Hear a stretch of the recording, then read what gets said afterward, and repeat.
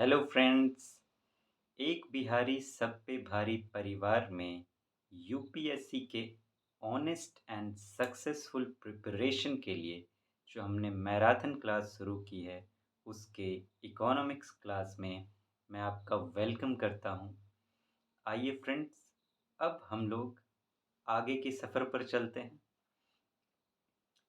पिछले क्लास में आपको याद होगा कि हमने नॉमिनल जीडीपी पर बात की थी। पहले जीडीपी पर बात की, उसके फिर दो पार्ट्स। एक क्लास में हमने रियल जीडीपी किया था, फिर उसका नॉमिनल जीडीपी किया। अब उनको ख़त्म करने के बाद अब हमने आगे बढ़ना है। आज हम लोग बात करेंगे नेशनल इनकम पर कि नेशनल इनकम क्या होती है। नेशनल इनकम शुरुआत इन दो शब्दों से ही करते हैं। नेशनल, देश का। इनकम, आप जानते हैं इनकम क्या होता है, उसे आप मनी कह लीजिए एक तरह से। तो देश का पैसा, या यूं कहिए कि देश के लोगों का पैसा, कि देश के लोग जो इनकम कमाते हैं उसे आप नेशनल इनकम कह सकते हैं। अगर किसी एक फाइनेंशियल ईयर में कैलकुलेट करना हो कि ये एक फाइनेंशियल ईयर है, एक साल में नेशनल इनकम कितना रहा, मतलब कि एक साल में देश के जो लोग हैं उन्होंने कितना कमाया, उसको आप नेशनल इनकम कह सकते हैं। अल्टीमेटली वही बात है कि लोगों ने कितना कमाया वही तो होगा। अब देश अपने आप में तो कमाएगा नहीं, तो देश के लोग जो कमाएंगे उसे हम कलेक्ट करेंगे, काउंट करेंगे, और वो जो होगा उसे आप नेशनल इनकम कह सकते हैं।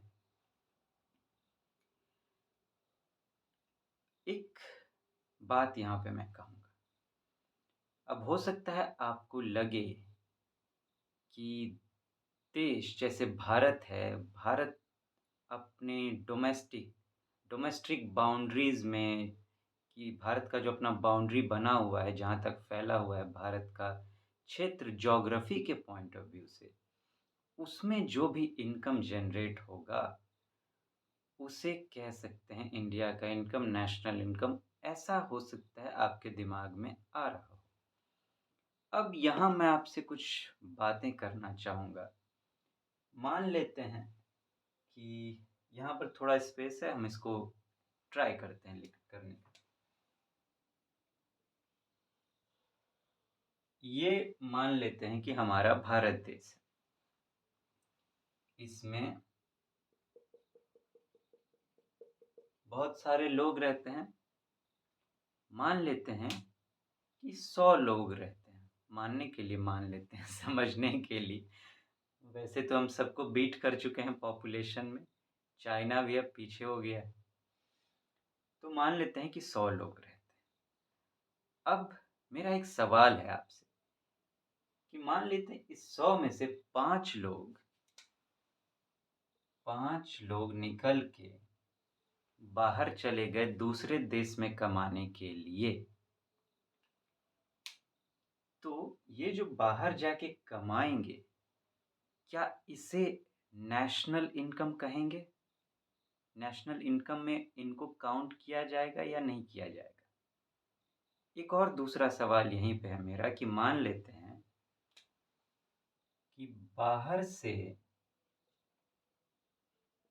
10 लोग यहाँ आ गए, किसी दूसरे देश से भारत में 10 लोग आ गए कमाने के लिए। तो वो जो 10 लोग यहाँ आके बाहर से कमा रहे हैं, क्या उसे हम नेशनल इनकम कहेंगे? नेशनल इनकम में क्या उनको भी काउंट करेंगे हम लोग? सोचने की बात होगी। हम अभी चर्चा कर रहे थे कि देश के लोगों का जो इनकम होगा, ये 5 देश से बाहर चले गए, लेकिन हैं तो इंडियन सिटीजन्स ही। उन्होंने बाहर की सिटीजनशिप नहीं ली है, वो इंडियंस ही। तो हम अभी कह रहे थे कि देश के लोगों का पैसा, तो क्या उनका जो कमाया हुआ पैसा है वो भी नेशनल इनकम में काउंट नहीं होना चाहिए? और ये जो 10 लोग यहाँ कमा रहे हैं, ये तो बाहर से आए हुए हैं, फॉरेनर्स हैं। तो क्या इनका पैसा हम लोग, ये देश के लोग तो नहीं हैं, तो क्या इनका पैसा हमें अपने नेशनल इनकम में गिनना चाहिए? सोचने की बात है। आप विचार कीजिए। अब हम लोग इसको, नेशनल इनकम को इकोनॉमिक टर्म्स में समझने की कोशिश करते हैं। आइए, नेशनल इनकम, एनआई शॉर्ट में आप इसको कह सकते हैं। इसे इकोनॉमी की लैंग्वेज में net national product at factor cost भी कहा जाता है, जिसे शॉर्ट में लिखते हैं हम एनएनपी, नीचे में FC. FC means factor cost. Net national product, net मतलब एकदम एग्जैक्ट, नेशनल प्रोडक्ट मतलब देश ने जो प्रोडक्ट बनाया है, आउटपुट बनाया है, या यूं कहिए कि देश ने जितना प्रोड्यूस किया है वो नेट कितना है। ये नेट क्या है वो थोड़ी देर में हम लोग उसको समझ जाएंगे। Net at factor cost. Factor cost पे हम ऑलरेडी बात कर चुके हैं कि फैक्टर कॉस्ट क्या होता है। अभी मैं शॉर्ट में कहूँगा तो हो सकता है आपको उतना ना समझ में आए। बेटर है कि आप जो फैक्टर कॉस्ट वाला हमारा क्लास है उसे देखें। फिर भी मैं थोड़ा सा कुछ तो कह ही देना चाहूँगा। फैक्टर कॉस्ट, अब देखिए, बिजनेस करने में बहुत सारे, या प्रोडक्शन करने में बहुत सारे फैक्टर्स को लगाया जाता है, जिसे हम लोग फैक्टर्स ऑफ प्रोडक्शन कहते हैं। आप फेमसली सुनते होंगे land, labour, capital, entrepreneurship, machines. ये सब चीज़ें जो हैं ये फैक्टर्स हैं। तो इन्हें आप कहेंगे फैक्टर्स ऑफ प्रोडक्शन। इन्हें इन्वेस्ट करने में जो हमें कॉस्ट लगेगा, या फिर समझ लीजिए इनकी जो कॉस्टिंग होगी, उसे आप फैक्टर कॉस्ट कह सकते हैं। अब जरा इसे डिटेल में समझने की कोशिश करते हैं हम लोग, कॉमन लैंग्वेज में, लाइफ लैंग्वेज में समझने के बाद। It is the sum of income earned by all factors of production belonging to a country during a year। एक साल में फैक्टर्स ऑफ प्रोडक्शन, एक कंट्री के, एक साल में एक कंट्री के फैक्टर्स ऑफ प्रोडक्शन, जितने भी फैक्टर्स ऑफ प्रोडक्शन हैं, उन्होंने जो इनकम अर्न किया है, उसे जब आप सम अप करेंगे तो उसे हम नेशनल इनकम कहेंगे। ठीक है। अगर मैं इसको सिंपल करना चाहूं तो यूं समझ लीजिए कि प्रोडक्शन करने में, या यूं कहिए कि इनकम कमाने के लिए हमें जो भी सामान लगाना पड़ा, इंसान लगाना पड़ा, पैसा लगाना पड़ा, मशीन लगाना पड़ा, जो भी फैक्टर लगाना पड़ा हो पैसा कमाने के लिए, इनकम कमाने के लिए, तो एक देश एक साल में अपने सारे फैक्टर्स को लगाकर जितना पैसा वहां से कमाता है, उसे आप नेशनल इनकम कहेंगे। यही ये स्टेटमेंट कहना चाह रही है। ठीक है। It is not bound by production in national boundaries. कह रहा है कि जो जो हम लोग यहाँ बात कर रहे हैं, ये बाउंड नहीं है। किस चीज से बाउंड नहीं है? बाउंड मतलब बंधा नहीं है, आप समझ रहे होंगे। बंधा हुआ नहीं है। किससे बंधा हुआ नहीं है? नेशनल बाउंड्री में प्रोडक्शन से। मतलब कि ये जरूरी नहीं है कि जो प्रोडक्शन हुआ है वो नेशनल बाउंड्री में हुआ हो। मतलब कि ये जरूरी नहीं है कि भारत के अंदर प्रोडक्शन हुआ हो तभी हम उसे नेशनल इनकम में काउंट करेंगे। कहीं भी हुआ हो, कोई फर्क नहीं पड़ता। बस वो जो करने वाला है प्रोडक्शन, उसमें भारत का या एक कंट्री का फैक्टर्स ऑफ प्रोडक्शन इन्वॉल्व होना चाहिए। अगर भारत के कॉन्टेक्स्ट में बात करें तो भारत का अगर कोई भी फैक्टर्स ऑफ प्रोडक्शन भारत से बाहर जाकर काम कर रहा है, लगा हुआ है, लैंड हो, लैंड तो खैर नहीं, लैंड की तो बात नहीं हो रही, बाउंड्री की बाहर की बात हो रही है। तो पैसा लगा हुआ हो या लेबर लगा हुआ हो या मशीन लगा हुआ, सर्विस लगा हुआ, कुछ भी लगा हुआ हो बाहर में भारत का और उससे पैसा हमें आ रहा है, तो भारत का इन्वॉल्व है वहाँ फैक्टर्स ऑफ प्रोडक्शन, तो उसे भारत के इनकम में, नेशनल इनकम में काउंट करेंगे। उसी तरह मैं बात कर रहा था कि बाहर से कुछ लोग आए, तो ये बाहर से लोग कुछ आए हैं तो ये किसी और देश से आए होंगे। तो जिस तरह भारत के लोग बाहर जाके पैसा कमाएंगे और तो वो नेशनल इनकम में काउंट होगा, उसी तरह ये जो बाहर के लोग जहाँ से भी आए हैं वो दूसरे जगह आके पैसा कमा रहे हैं अपने देश से, तो इनका जो कमाया हुआ पैसा है वो इनके देश के नेशनल इनकम में काउंट किया जाएगा। ठीक है। Process to arrive at national income, अगर नेशनल इनकम कैलकुलेट करना हो, पहुंचना हो कि नेशनल इनकम कैसे निकाला जाए, तो उसका प्रोसेस क्या है इकोनॉमिक टर्म।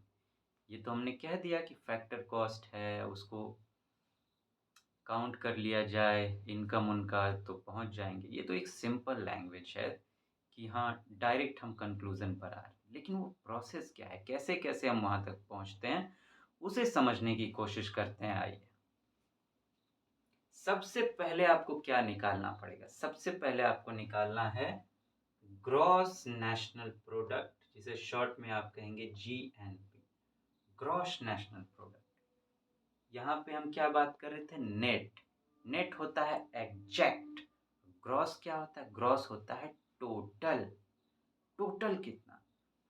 तो यूं कहिए आप इसको टोटल नेशनल प्रोडक्ट कह सकते हैं कि इंडिया ने, अगर नेशन की बात करें, इंडिया एज अ नेशन हम लोग बात कर रहे हैं कि इंडिया ने या एक कंट्री ने टोटल कितना प्रोडक्शन किया है, यूं समझ लीजिए। तो उस टोटल प्रोडक्शन को कहेंगे ग्रॉस नेशनल प्रोडक्ट। ठीक। ग्रॉस नेशनल प्रोडक्ट कैसे निकाला जाता है? तो GDP plus net factor income from abroad. हम ऑलरेडी जीडीपी पर बात कर चुके हैं कि ग्रॉस डोमेस्टिक प्रोडक्ट क्या होता है। ग्रॉस डोमेस्टिक प्रोडक्ट मतलब कि हमने देश के अंदर, डोमेस्टिक लिखा हुआ है यहाँ पे देखिए, तो देश के अंदर जितना भी प्रोडक्शन किया है उसे ग्रॉस डोमेस्टिक प्रोडक्ट में हम लोग लेते हैं, हम लोग बात कर चुके हैं।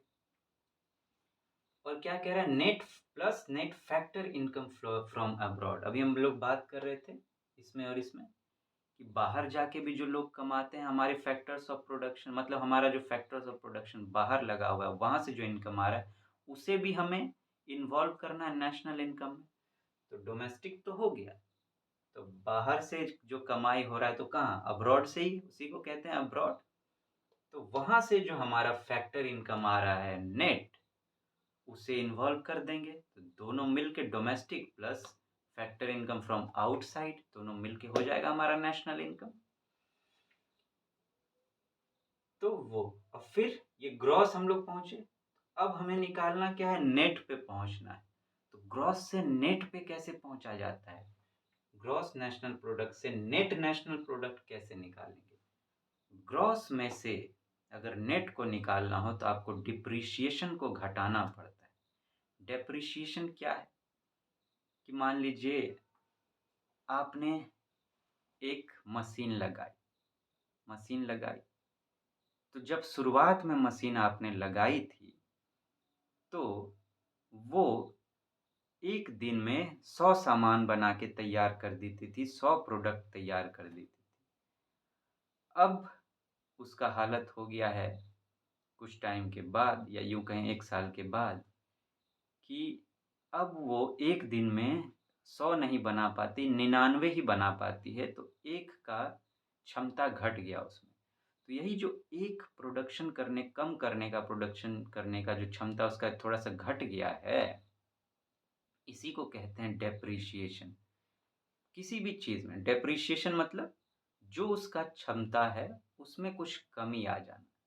जैसे आप अपना ही बात कर लीजिएगा अगर, तो हो सकता है आप थोड़ा टाइम पहले 5 घंटा पढ़ाई कर लेते थे, अब आपसे नहीं हो पाता, आप साढ़े 4 घंटा पढ़ाई कर पाते हैं। तो आप में डिप्रिसिएशन हो गया है आपकी क्षमता में। जैसे आप जो बच्चे होते हैं उनमें भयंकर एनर्जी होता है, हमेशा दौड़ते भागते रहते हैं, थकान उनको लगता नहीं। जैसे-जैसे हम लोग बड़े होते जाते हैं, जल्दी थकते चले जाते हैं। जब ओल्ड एज हमारा हो जाता है, तब तो और भी ज़्यादा काम ही नहीं कर पाते। ये भी एक डिप्रिसिएशन है एक तरह का, तो आप डिप्रिसिएशन समझ गए होंगे।